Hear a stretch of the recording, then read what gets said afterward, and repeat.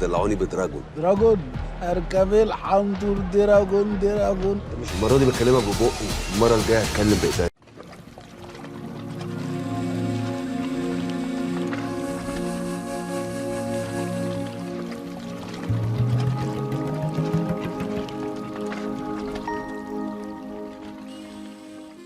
بتختلف مسيرة محمد رمضان في السينما نسبيا على اللي بيعمله في التلفزيون، وده اللي بيأكده أحدث أفلامه اللي طرح في دور العرض خلال شهر أغسطس وبيحمل اسم عزيرو، والفيلم من إخراج محمد جمال العدل وهو من تأليف الدكتور مدحت العدل، اللي بيعود إلى السينما لأول مرة منذ عام 2010 عندما قدم فيلم الديلر. كما يمثل فيلم عزيرو عودة شركة العدل جروب للتواجد على الساحة السينمائية مجددا بعد انشغالها لسنوات في إنتاج الأعمال الدرامية التلفزيونية. بيشارك في بطولة الفيلم نيلي كريم وجمانة مراد وإسلام إبراهيم والطفل منذر مهران. بيرتكز محمد رمضان في التلفزيون على شخصية نمطية وحبكة شبه ثابتة بيكررها لكن بتفاصيل مختلفة في معظم المسلسلات، عكس تجربته السينمائية اللي ما بتخلاش من المغامرة ومحاولات للتغيير بل والتجريب أيضا. وبالعودة مثلا إلى أهم تجربة سينمائية في مشوار رمضان فيلم الديزل، وهو اللي أنتج عام 2018، نجد أنه اقترب فيه كثيرا من روح ملك الترسو فريد شوقي في فيلم ابن الحتة، فقدم فيلم على نفس النهج عندما قام بالسخرية من نفسه ووجه بعض الانتقادات للوسط الفني وخاصة حياة الممثلين المترفهين بعض الشيء. المغامرة السينمائية الثانية لمحمد رمضان كانت بعد النجاح الجماهيري الكبير اللي حققه مع نوعية الأكشن الأقرب إلى البلطجة الشعبية في فيلمين وهما عبده موتة والألماني في عام 2012 ثم قلب الأسد في 2013، لتأتي المفاجأة في العام التالي مع اختياره في بطولة فيلم كوميدي بطله حارس أمن ساذج وهو فيلم واحد صعيدي، في تغيير كبير له وقتها رغم النجاح اللي سبق أن حققه في أفلام الأكشن. وبعد كده حقق رمضان النجاح في الدراما التلفزيونية ثم اختار الاختلاف مرة ثالثة في السينما في عام 2017 عندما قدم تجربة تنتمي لنوعية الكوميديا الخفيفة لايت كوميدي في فيلم آخر ديك في مصر اللي كتبه أيمن بهجت قمر وأخرجه عمرو عرفة. وفي عام 2023 بيستمر محمد رمضان في مفاجآته فقدم لنا فيلمين في عام واحد، الفارق الزمني بينهم أقل من 4 شهور، حيث بدأ عرض الفيلم الأول هارلي في 21 إبريل ثم جه بفيلمه الثاني عزيرو في اليوم الثاني من شهر أغسطس.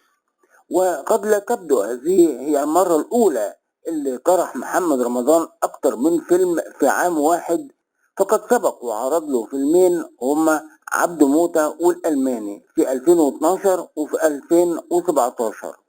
طرح له 3 أفلام هما آخر ديك في مصر وجواب اعتقال والجزء الأول من فيلم الكنز.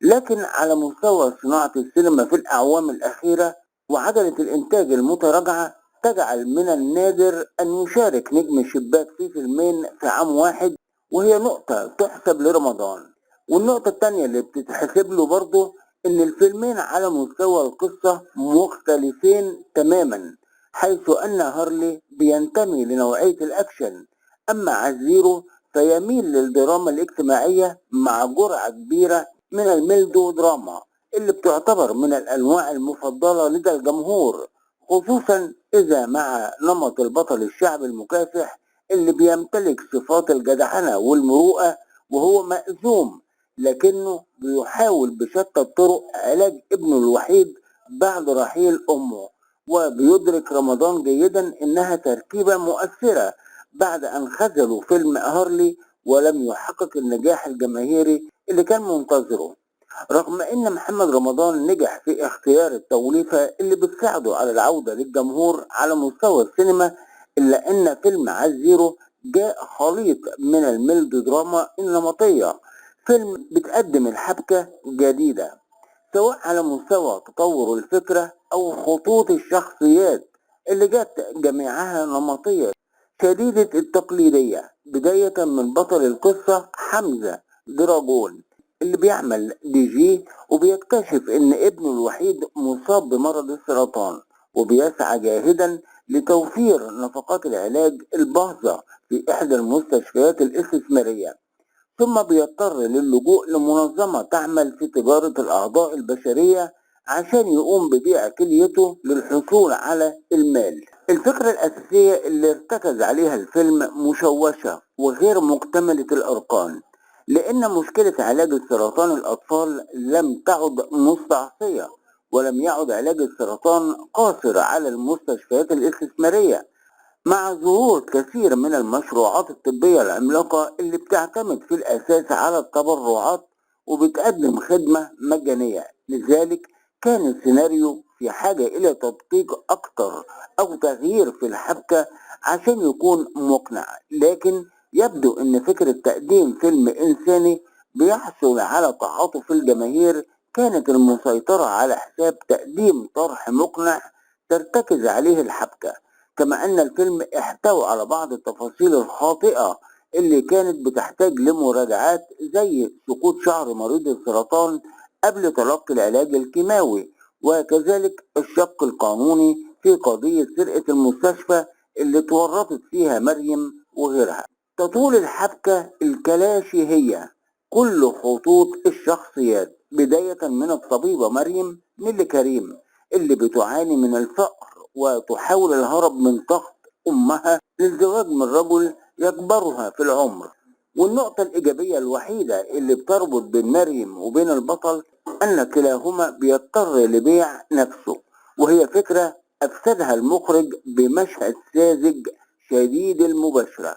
بتستمر النمطية مع شخصية صديق البطل اللي قدمها إسلام إبراهيم، وأيضا صاحبة الفندق المتواضع اللي بيلجأ ليها حمزة وابنه بعد طردهم، واللي قدمت دورها جمانة مراد، ولم يكن لها تمهيد أو تأسيس حتى عندما تحدثت عن كيفية امتلاكها للفندق. كانت الحبكة تقليدية قدمت فيه العديد من الأعمال السابقة، بالإضافة إلى وجود شخصية صديقتها التي لم يكن لها دور حقيقي أو تأثير درامي سوى أنها تحب أحد النزلاء، ولذلك الجرعة الكلاشيهية نكتشف أنها حامل من هذا الشخص اللي بيدخل السجن فجأة ولا نعرف عنه شيء. تظل النقطة الأضعف في الفيلم هي الاستيراد المبالغ فيه أثناء الخروج من الأزمات، أما عن طريق الصدفة البحتة أو الحلول القدرية وكأن كل تلك الأزمات يمكن أن تنتهي بهذه البساطة، فالصدفة وارد حدوثها في موقف أو اتنين، وكذلك الحلول القدرية،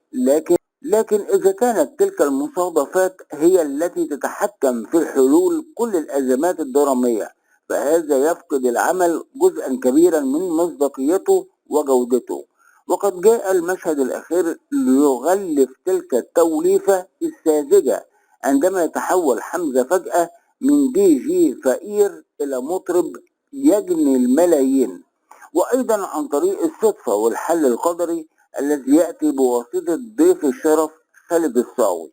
رغم أن محمد رمضان من أفضل الممثلين اللي قدموا أغنيات، إلا أن توظيف الأغاني في الفيلم كان مربكا ومشوشا، وذلك لسببين: الأول عدم وجود ضرورة درامية لوجود كل هذا العدد من الأغنيات، ثانيا عدم منطقية توظيف أغنيتين منهم، الأولى اللي قام رمضان بغنائها وهو في الطريق لزيارة طبيب في المنصورة، والتانية أغنية عزيرو التي لم تكن متمشية مع المشاهد أو مع الميلودراما الطاغية في الفيلم سواء على مستوى الكلمات أو الموسيقى. كذلك عدم الإقناع بتوظيف مشاهد الأكشن رغم إنها مقارنة بأفلام محمد رمضان، وتحديدا آخرهم هارلي هي الأقل، لكن معظم تلك المشاهد لم يكن له تبرير أو ضرورة درامية.